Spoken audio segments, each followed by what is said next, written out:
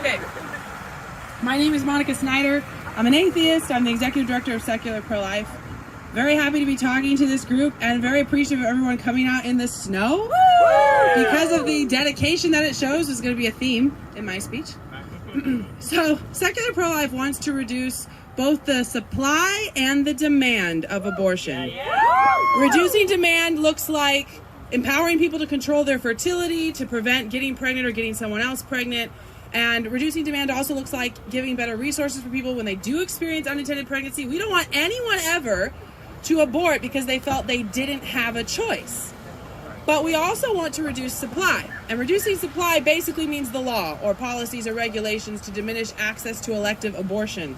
Secular pro-life is unequivocal that the law is an important part of this fight.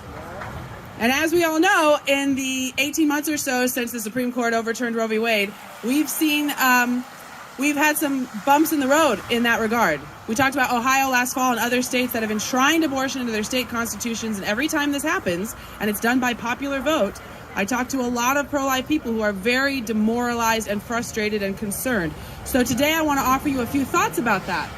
First of all, do not be fooled by recency bias. Recency bias is a cognitive bias where we place more importance on things that happened recently than things that happened longer ago. We do it, everybody does it, we do it with everything, but especially in the abortion debate, which is a long haul fight, it's a mistake. So consider the fact that we struggled under the Roe regime for 50 years.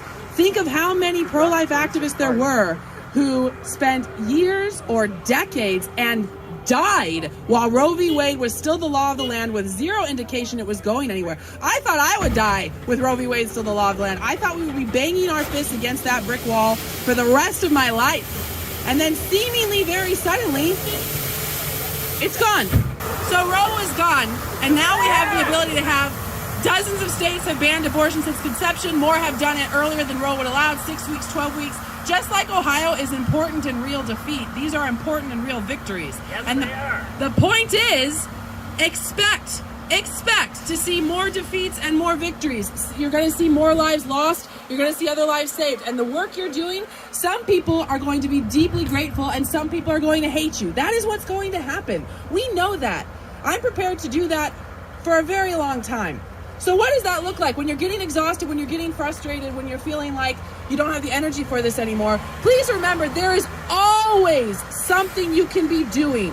We have a side project, howtobeprolife.com, where we make a list. I don't care if you're introverted, broke, busy, you could be pro-choice, and there's still stuff you could do apart from the law that can help reduce abortion. It could be politics, it could be voting, obviously, it could be personal, talking to friends and family, supporting pro-life organizations, supporting other organizations, domestic violence shelters, all these things. But if you do nothing else, make sure you tell people you're pro-life. And this is especially important for those of us who are in social circles that are mostly pro-choice. You don't have to fight about it. You don't have to have encyclopedic knowledge. All you have to do when it comes up is say, hey, I don't want to argue about this, but for the record, I do not agree with you. And that is pro-life work. Represent. Make sure they know that pro-life people are everywhere. It's not just on some late night comedy show in a state you never have to go to. We're everywhere. We're your friends, we're your family, we're your coworkers, and we aren't going away. I do not want pro-choice people to sit complacent and comfortable thinking that they are the only ones and that their position is the default. Every time they speak up, I want them to know that someone there is like, no. Okay? No!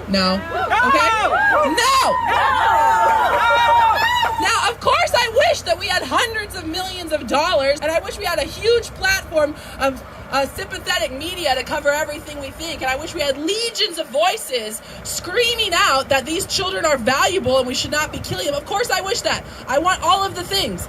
But to be extremely clear, if I had nothing, if I had $0, if I had no friends, if I had no microphone, if all I had was my lone voice, then so be it. I will use my lone voice to say, hey, abortion kills children. Yes, it does. It is wrong, and it should be illegal.